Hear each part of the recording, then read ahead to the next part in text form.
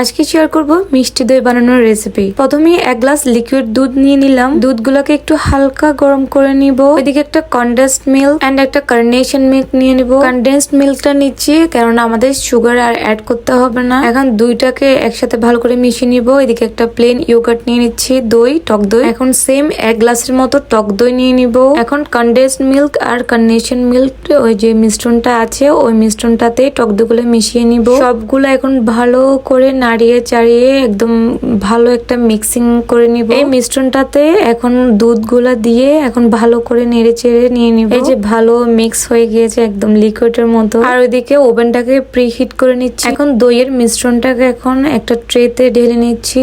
দইটা এখন রেডি হয়ে গিয়েছে ওভেনে দেওয়ার জন্য। এই মিষ্টি দইয়ের ফুল রেসিপিটা হচ্ছে জুই দিয়ে বানানো, তো আমি যা শেয়ার করতেছি। কেমন লেগেছে অবশ্যই জানাবে তোমরা।